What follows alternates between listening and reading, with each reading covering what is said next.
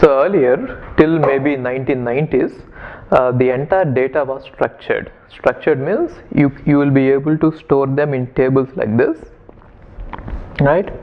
And in order to store the table, data which can be stored in tables, there are various softwares which have been proposed and developed, and they are nothing but relational database systems, RDBMS. Okay, relational database management systems. So these are the softwares which can be used in order to store only the structured data, when you can write the data in terms of the tables. Okay, and later if you have to process the data or access anything in it, you can use SQL, structured query language. So this was highly popular maybe till 1995 or something like this, and from that time onwards the data started growing heavily. So that is where search engines were trying to download all the entire www, World Wide Web, onto the machines, and they wanted to process it, right?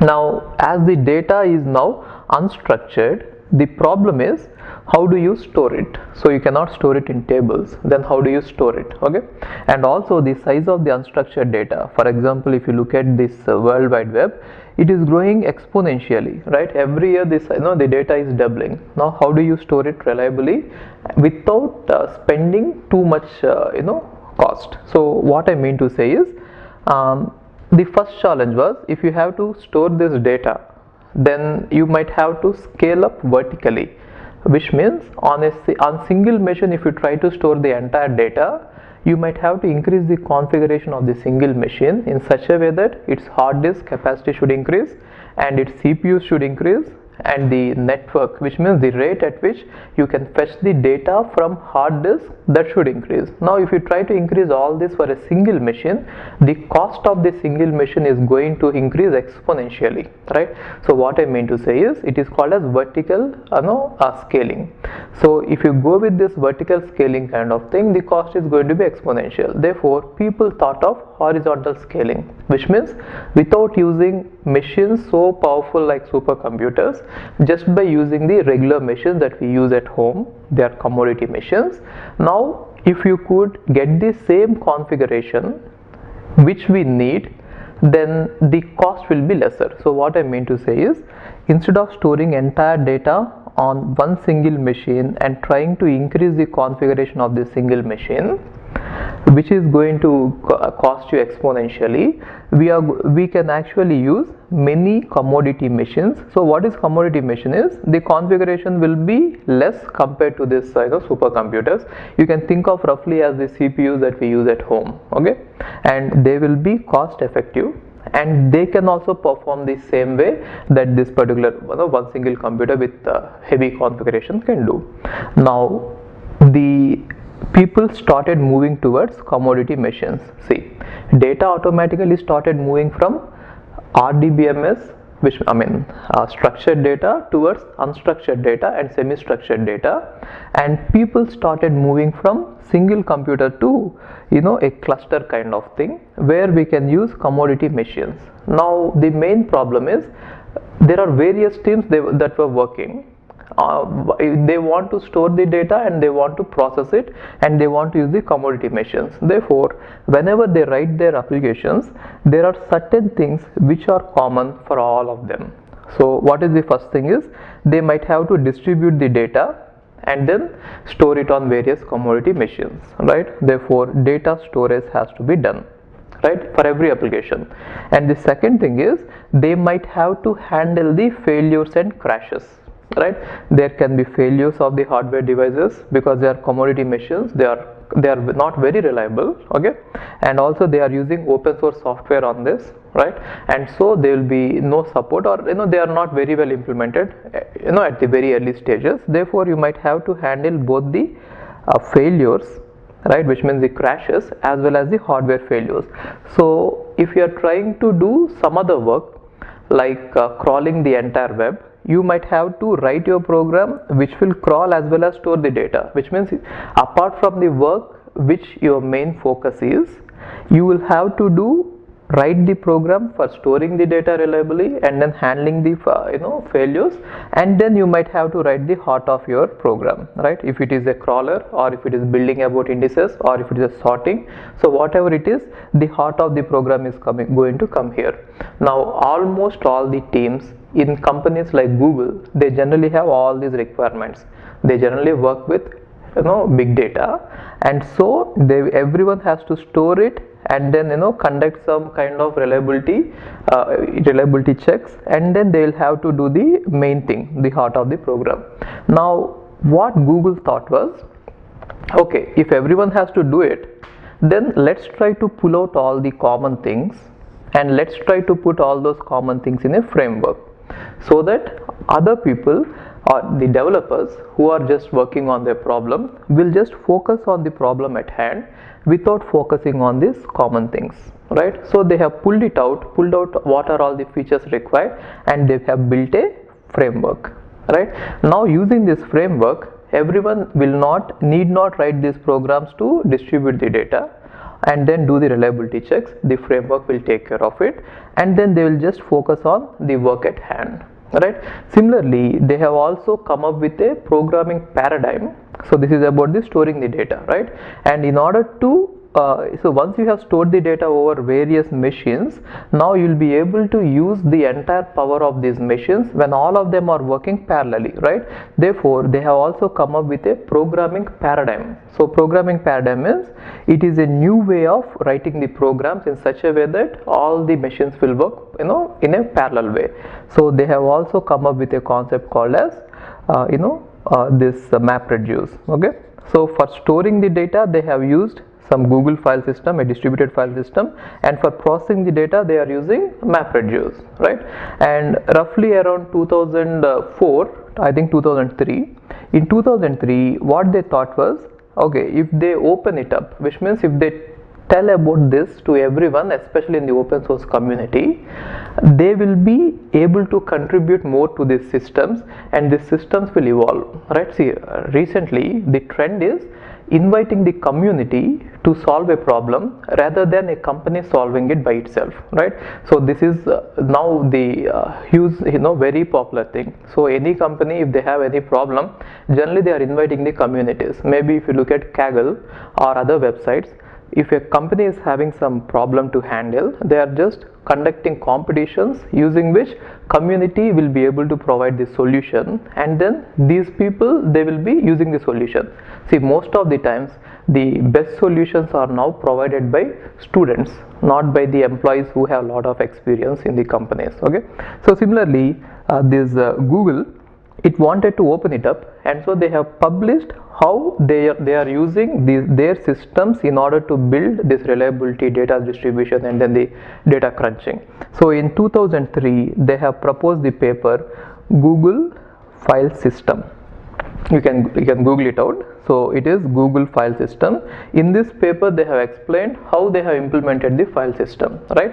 And then in 2004 they have published one more paper called Google's MapReduce. Okay, now roughly at the same time, around the same time, there is a open source project going on in Apache. So apache.org is actually, the open source project is going on, and the project name is Nutch. So Nutch is a open source crawler. So its main purpose is to crawl the entire web and then store it in a reliable way. And now they too need all the functionalities where they want to use the commodity machines and they want to store the data reliably, right? So what they did is, at that time there is a person called Dow Cutting. So he's still there. So Dow Cutting, now he seen these implementations and he thought that, okay, we could use it in this project, and he started implementing the Google file system. See, Google has given just the idea about how they are implementing in their company, but then they didn't give everyone the code, right? So the code is proprietary, the implementation is proprietary, it is their own property, but then the idea is open. Now what this Dow Cutting did is, he took this idea and he started implementing this idea as a part of the Nutch project. Okay, so what is the main purpose of Nudge project is to build the crawler, and then there is Solar project is the search engine built on top of it. Okay, so now Dow Cutting started implementing Google file system as a part of Nudge, and later he thought that okay, this platform itself is getting very big, that it could be used, it itself could become a different project, and so they have separated this particular project, this particular implementation by the name Hadoop. Okay, now why the name Hadoop is, at that time in 2004-2006 I guess, at that time Cutting's daughter was very small and she was playing with the toy stuffed elephant, and she used to call that stuffed elephant as Hadoop. So he has taken that name, and the logo as well as the name are now derived from his daughter's toy. Okay, that is how this Hadoop came up. Now what is Hadoop is? Hadoop is going to contain two parts. One is the distributed file system replicating or copying this Google file system, which is called as HDFS, Hadoop Distributed File System, and the other one is it also contains the module using which this MapReduce can be done. So HDFS and then Hadoop MapReduce. So these two modules are implemented separately as a separate project, and that is how Hadoop has been developed. So, and it is also developed with Apache. So Apache.org is the community and which has started implementing this Hadoop, and the first person who started contributing majorly is Dow Cutting, and later Yahoo has joined, and Yahoo and many other companies, now Yahoo, Facebook, everyone is using it, and they are all contributing to the community, as well as there are a lot of open source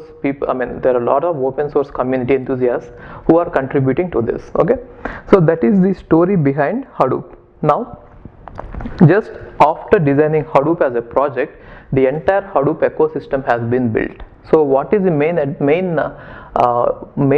reasons, or what are the main points that have supported or actually require this Hadoop is, one is Hadoop ecosystem framework provides scalability. Now Hadoop ecosystem frameworks is to provide scalability. So scalability means, now today you might use 10 machines in order to store certain amount of data. Later, as the data size increases, you should be able to increase the number of machines, and they should be able to store the data without having any problem. So scalability is the main goal of Hadoop ecosystem, right? So they want to store large volumes of data on commodity hardware. So I told you what a commodity hardware is. Okay, so it is a cost effective solution. Instead of storing everything on a single machine, if you can store it on commodity machines, then the cost is going to be not that high. And second goal is, as the number of systems increases, so does the chances of crashes and hardware failures. So when the number of systems, I think you might know it, so the reliability of a system will come down if it has lots of parts in it, right? So for example, if you have 10 machines, okay, now if all of them contain the data, even if one machine fails, the entire data might be useless, right? So as you increase the number of machines, the points of failures have also increased. So as you increase the number of machines, the crashes will increase, software crashes, as well as hardware failures will also increase. Now the framework, it is the framework's responsibility to take care of this, and user should not be burdened with this. So that is the second goal of this ecosystem, right? And it is built in such a way that if there is any crash, the data will not be lost, and if there is any hardware failure, data will not be lost, as well as they will be reporting to the admin. So admin will come to know that okay, there is a crash, and he will go and fix it. Okay, and then the next thing is, basically Hadoop is not built for structured data in mind, because already for structured data there are existing solutions. So coming to this Hadoop, the main focus is they wanted to handle the unstructured data. Now unstructured data can be either text files, even you can think of the World Wide Web, the HTML files or files, the HTML code is a file, right? And now in order to handle that, Hadoop will be useful. So that is the focus, main focus of Hadoop, unstructured data.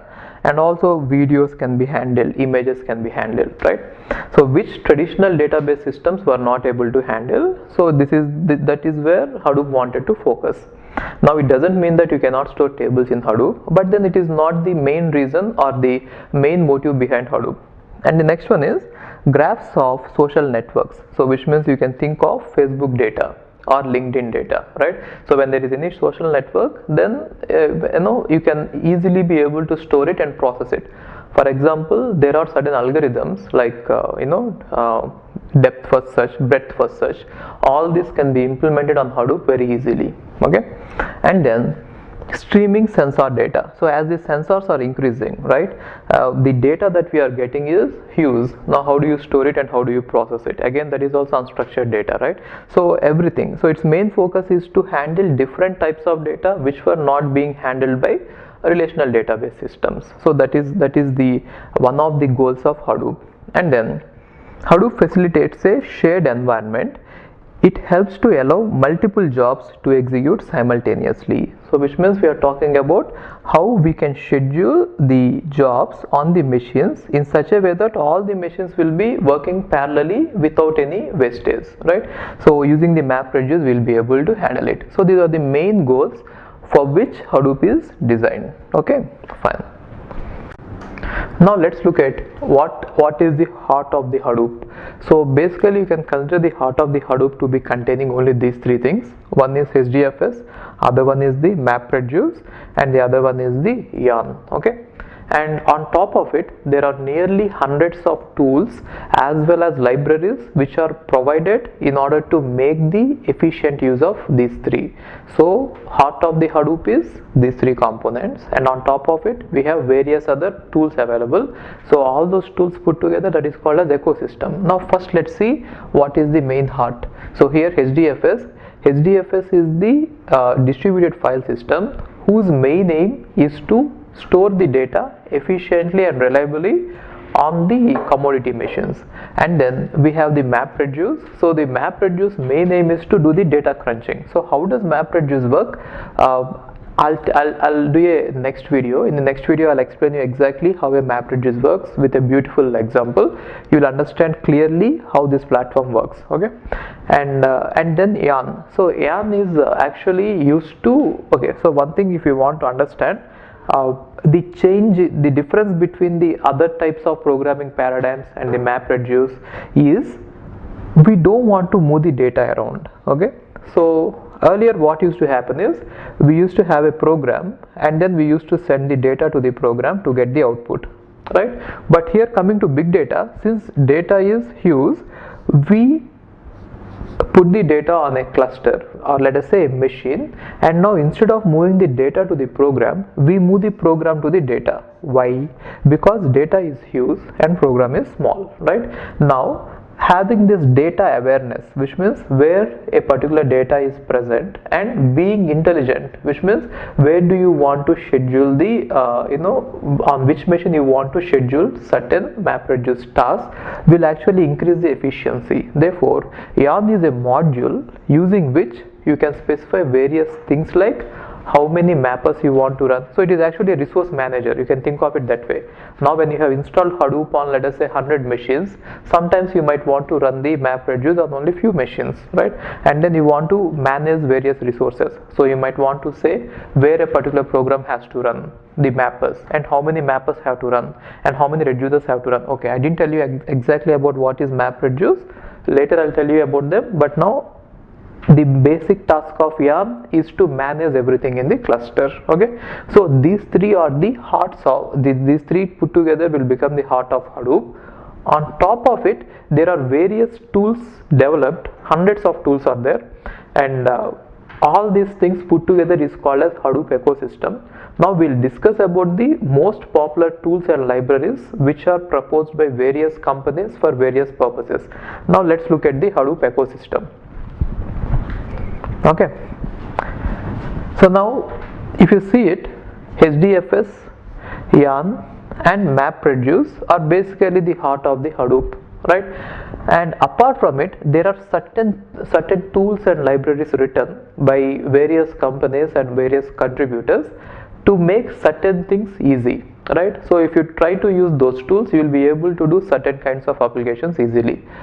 So for example, if you look at Hive, okay, so many people, many data analysts, so earlier maybe they might be used to this writing the SQL queries. So if you look at high level employees, they might not be able to learn programming quickly, or we cannot burden them to learn this new paradigm, MapReduce. So in order to help them get the data they want, we are going to use Hive. So the main advantage of Hive is they will be able to write the programs normal SQL language, which means they will be giving the normal SQL queries, and our Hive will convert it into MapReduce jobs and it will give it to the MapReduce. So what I mean to say is, let us say there is a senior employee in your company, or all your employees in your company are very well, they know SQL and they have been working for a long time. Now you don't want to ask them to switch on to the new platform MapReduce. Instead of that, what you could do is you can use this tool and ask them to write the queries in SQL itself, and then this tool will convert those SQL queries into MapReduce queries, into MapReduce jobs, and then everything will happen same, right? So that is why Hive is useful, okay? And coming to Pig, so Pig is a kind of scripting language on top of MapReduce. Sometimes what happens is, in order to achieve a certain task, which means in order to solve a simple problem, you might have to write a lot of MapReduce jobs. So you might have to write one MapReduce followed by other MapReduce, like this. So when you have to run these many MapReduce jobs one after the other, instead of asking them to write it one after the other, they can write it in kind of a script. So Pig, you can consider it as a bit high level compared to MapReduce. It will be easy to write the programs in Pig, and then Pig will convert it into MapReduce. So basically you can think of it as a kind of interpreter or compiler which will give you a high level language, and you write the programs in that language, and now it will convert it into MapReduce jobs, because thinking in terms of MapReduce might not be easy for everyone, right? So here you can say what you want to achieve in a user friendly language, and then Pig will convert it into MapReduce jobs, and those MapReduce jobs will be scheduled and they will run, right? So it is just for the user's convenience, okay? And then Giraffe. So Giraffe is actually a platform, or you can rather call it as a library, which will be very, very helpful for processing the graphs. So this is proposed by Facebook. So it is being, Facebook people are contributing it, and they started it and they are contributing it a lot. And I think even Hive is also by Facebook, okay? So Hive is by Facebook, and their engineers are very actively contributing to it. And also this one is also developed by Facebook, and Pig is developed by Yahoo, okay? And coming to other things, this Storm, Spark, and then Flink. So these are actually used as real-time analytics. So you can use this to do real-time processing. And what we shall see in this course is, we shall see about Hive, we shall see about Pig, and then we are not going to see this, okay? Spark is going to be a separate course in itself, so it is a very useful thing. So later we shall make a separate course out of it, okay? And Spark actually uses HDFS, but is not using MapReduce, if you observe, right? See, whatever program you write, it is going to pass like this, right? So this is going to use this stack. Now this is going to use this stack like this, okay? So these are actually not based on MapReduce. They themselves are going to access the data directly, and they are going to work on it, okay? And coming to HBase, HBase is mainly used to access NoSQL provide the NoSQL kind of access to HDFS, okay? And then we have Flume and then Scoop. So these tools are helpful for data ingestion, which means if you want to take data and you just want to push it onto HDFS, you can use Flume and then Scoop, right? Now why is the Flume useful is, if you want to read streams of data, for example, if you want to get a stream of tweets from Twitter and then ingest it into HDFS, you can use Flume, okay. And then scoop is used to take the tables. So if you have this structured data which is in tables, you can take those tables and you can send it to HDFS. So what they basically do is, existing data, if you want to upload it to HDFS, they will be very helpful, right? So these are the data integration tools, right? So this is all called as Hadoop ecosystem, and you can also manage the entire Hadoop ecosystem using Zookeeper. So we'll discuss about Zookeeper also in the course. Now to be precise about what we exactly teach in the course, we'll be teaching you. So first we start with the basics, HDFS, and then MapReduce, and then earn, and then we shall see other things which are important in the ecosystem.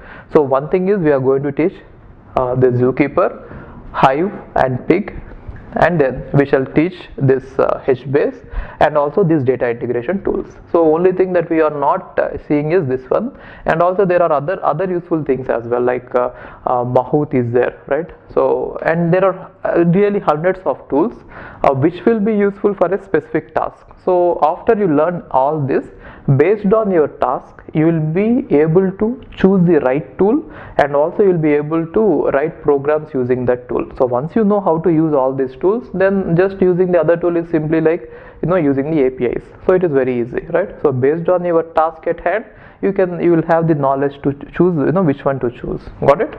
Okay. Now let's see the syllabus of Hadoop.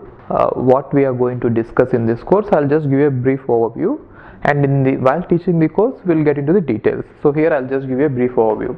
Now first thing is, we start with what big data is and why it is important, okay, and then we see what were the platforms that were available earlier to Hadoop, which means before we came up with Hadoop, there were various platforms already existing, like distributed systems, which were using something like MPI, right, message passing interface. I'll just give you a brief overview of what are the flaws in those systems and why we had to move to a platform like Hadoop, and then we start off with Hadoop. So that is how we are going to start the course. And then the most important part of Hadoop is HDFS. You can call it as one heart of the Hadoop, okay. So here we'll introduce you what is HDFS and why it is designed, which means what are the goals that we wanted to achieve while designing the HDFS. For example, HDFS is mainly designed to process small number of files with huge amounts of data. Now why did we make that decision? So such things we shall discuss next. And then the architecture of HDFS, which means what are the various software modules we have and how they interact with each other. So that is what we are going to see in the architecture. And then data replication and replica placement. So it means that since we are working on commodity machines and the number of commodity machines are also high, I told you that there is a chance of occasional crashes as well as hardware failures. Now whenever you have such a problem, then in order to overcome data loss, which means in order to provide reliability and in order not to lose the data, we use replication. So instead of storing data at one place, we store the same data at maybe 3 places. Now how many places do you want to store and where do you want to store, which means how many copies of data you want to store and where you want to store, that is being discussed by in this part, data replication and replica placement. And then anatomy of file read. So exactly what happens when you read a file, how the data flows from which part to which part, right? So that we discuss here. And then anatomy of file write. So how a file is written to HDFS, what happens, where does the data flow, so what are all the things involved in it. We shall go into very high level details. So I mean, high level means low level details you can consider. So we are not looking at the high level view, we'll get into the low level and we'll see what are the classes in Java involved in order to do this. And then name node data structure. So we shall see what are all the things that name node is going to manage. Okay, before that, name node is the central, or you can think of it as the master. So HDFS follows a master slave architecture where name node is the master and all the other nodes are slaves. Therefore, what are the data structures that name node will try to manage? And then we have a secondary name node and checkpoint node and backup node. So these all will be helping us in order to make this HDFS more reliable, okay, and also in order to make the HDFS highly available, which means we are talking about the speed. So we are going to use HDFS and certain things that we discuss at HDFS high availability. And finally we talk about how to install HDFS and how to look at the contents of the HDFS, which means how to browse the HDFS using a web interface. So web interface means even though your HDFS you have installed it on a cluster, you can monitor it on a web page in your computer, okay. So that way you'll be able to visualize it better. I mean, it is a kind of user interface. So if you have a web interface for something, it is generally easy to access the data, I mean browse the data, right?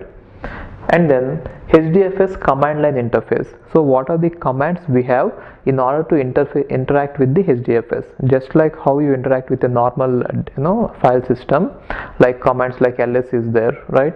So or rm is there, removing. So whatever commands are there in Linux, almost all the commands are also available in HDFS. So you can just use the same in the shell, you can just type the commands, but then there is a small modification.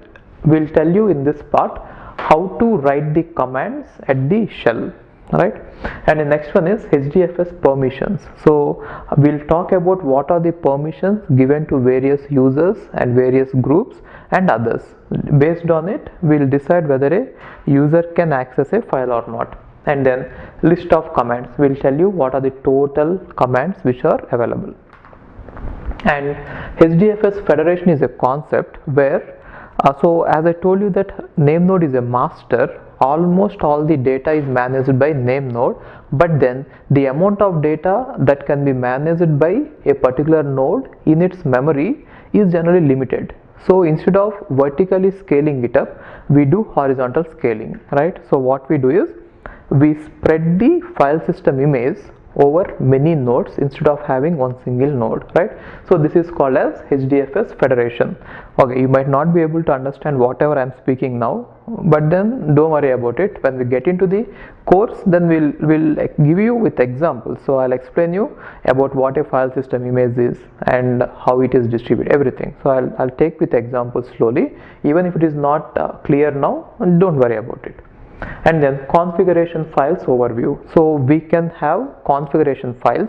Inside the configuration files in XML format, you can specify various things. See, in Hadoop almost everything is configurable, like how many nodes you want to have in the cluster and what is the size of blocks that you want to divide a file into. Everything is configurable, and depending on the needs of your application you can configure it. Now how do you specify the configuration is mainly through the files. So for your installation you can write a file.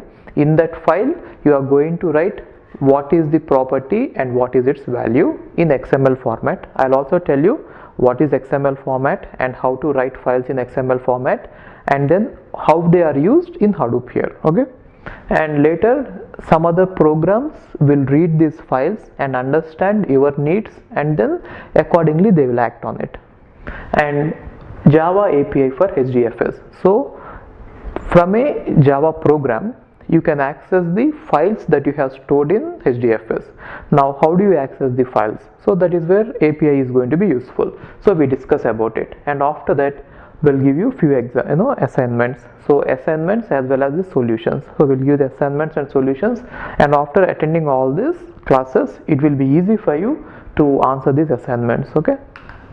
And then MapReduce. So MapReduce is the second most important part in Hadoop. Now coming to MapReduce, we start with introduction. I'll just tell you what MapReduce is, and then what is the architecture. Architecture means what are the various modules involved in it and how do they interact with each other. And then data flow, how does the data flow in MapReduce.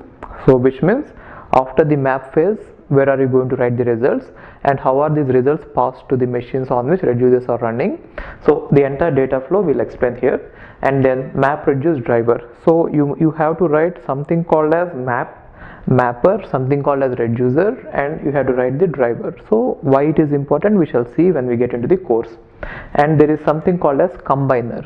So combiner means if you look at MapReduce, the amount of data that has to be passed from the map phase to the reduce phase is generally going to be huge.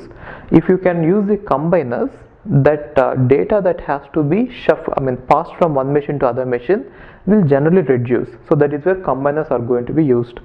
And partitioners means, I'm just telling you an overview, you might not understand here. If you can just try it. Partitioner means output of every map has to be partitioned into buckets, right? So there these are going to be useful. And then input formats. Input format means you can just see in any programming language like C, you have %D or %C, right? They are format specifiers. What do they say? Whichever input you read, how do you want to interpret it, right? That is what. Similarly here also you can specify, given a file as an input to map reduce, how do you want to read the fields of the file, which part of the file is the key and which part of the file is the value, because we generally we are completely based on key value pairs in Hadoop. When we go with MapReduce processing, MapReduce wants to think about everything in terms of key value pairs, right?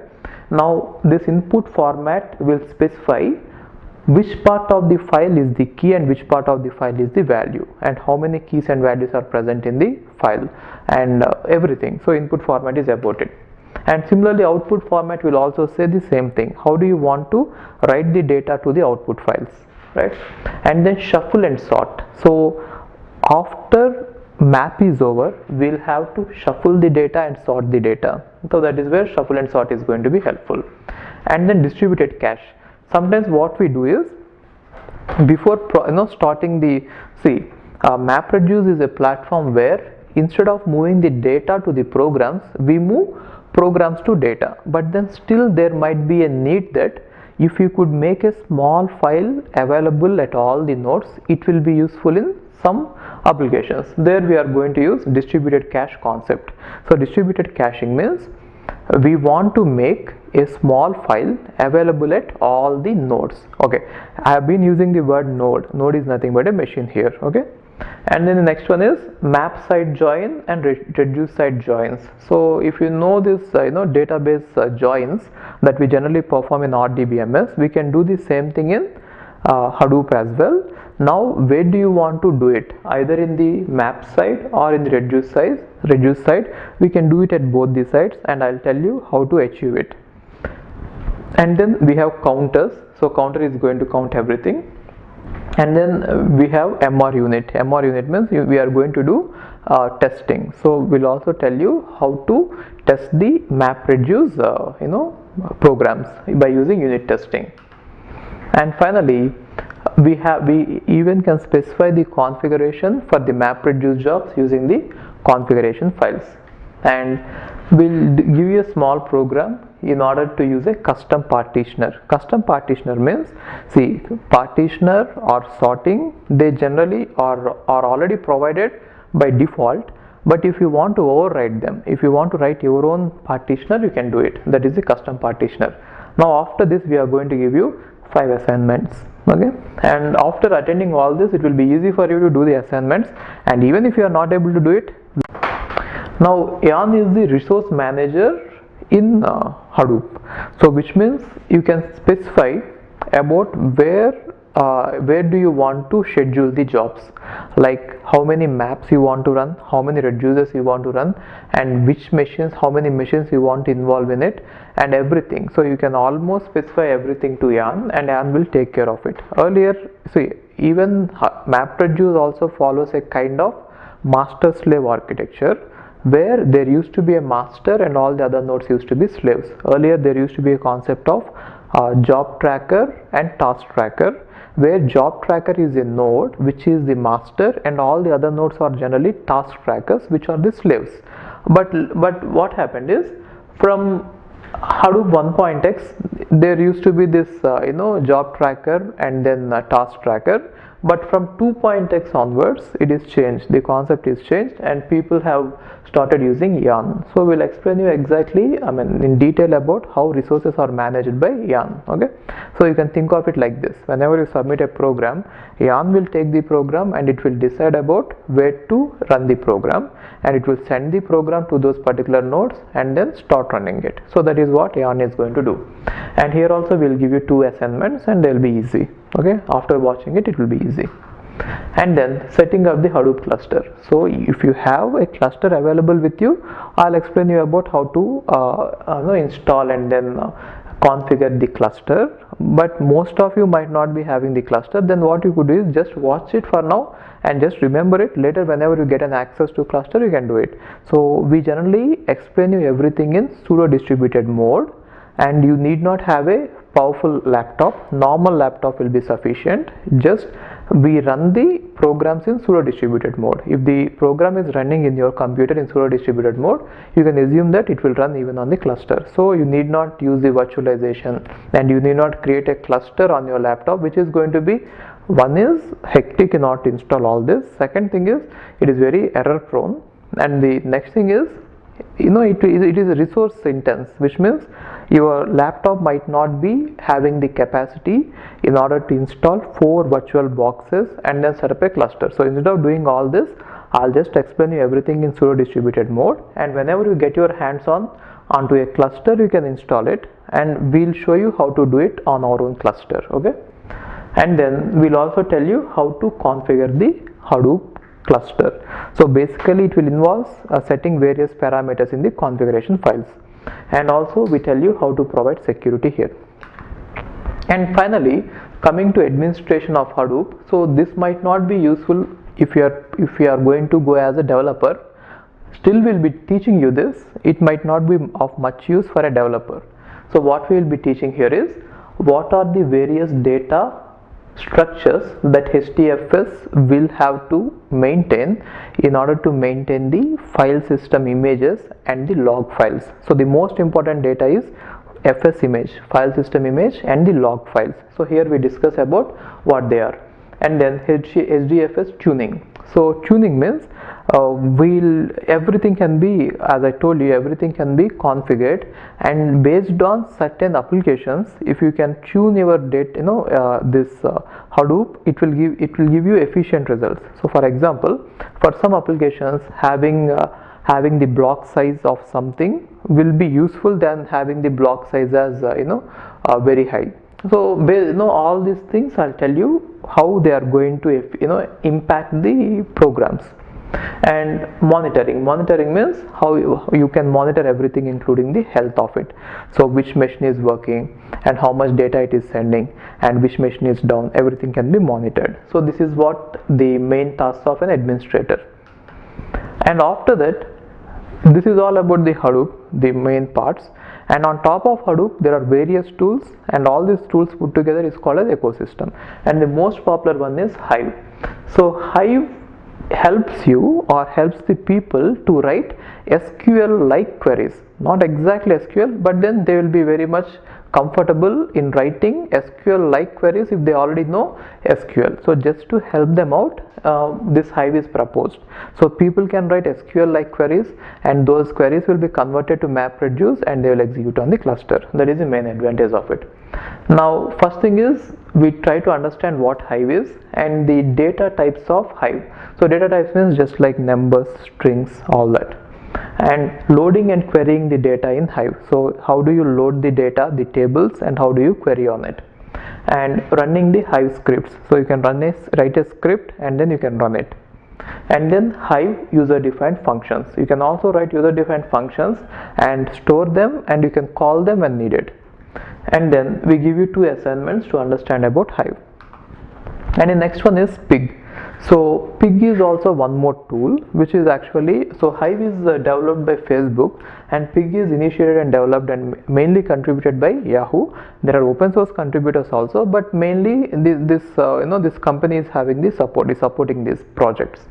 And in Pig, we'll try to first understand why Pig is required, and then see, basically Pig makes it easy for you to write the MapReduce programs. Generally, it is at a bit higher level compared to MapReduce, and so writing the programs will be easy as a user, as a writer, right? I mean, as a developer, it will be easy for you to write a program, and now that program will be converted into MapReduce by using the pig interpreter. And we are going to have the language which we use in pig tool is called as pig Latin. Okay, and then we will also discuss what are the user defined functions in pig and data processing operators. So we have various operators like group by, order by, and also filters you can apply. So all that you can do using operators. Okay, and we'll give you 2 assignments there. And then scoop. So what is scoop is, if you have a database, relational database, very huge database, and if you want to import all the data from the database into your HDFS, you cannot do it manually, or you cannot write scripts. I mean, you can write scripts, but then it is error prone. So that is why this tool is already built in such a way that you can directly import any RDBMS tables completely into your HDFS, or you can specify what you want to import, and that can be done without any errors. So that is the main advantage of it. So we tell you how to get this, download it and install it, and then how to use the connectors. Connectors means you are connecting the HDFS with some RDBMS, right? And then you can import the data. So we'll tell you an example where you can do all this. And then Flume. So Flume is mainly used in order to get the data from live streams. For example, Twitter provides you with a live stream, as well as Facebook is also providing with a live stream. See, live stream means when the data is being entered by the users, you can stream all that data into your database. Here in this case, HDFS. So now we can have various sources from which you can get the data, and you can have various destinations where you want to store the data. Here destination is nothing but a HDFS. That is what we call it as the HDFS sink. Now when you have multiple sources and multiple destinations, there can be any kinds of mappings, right? So all those mappings can be handled using fan out, and then agent tiers, and then sync groups. So with examples you'll be able to understand this. Right now you might not be able to understand it. And then integrating with applications. So how can you integrate with the existing applications using API? I'll tell you that. And finally, HBase. So HBase is a kind of alternative for RDBMS, and it will try to achieve certain things which might be difficult in RDBMS. For example, there is something called as time series data, which is mainly column oriented rather than row oriented. So if you look at normal RDBMS, it is row oriented, right? But then you can use the column oriented data. If you have column oriented data, then you can use HBase. Okay. And Zookeeper.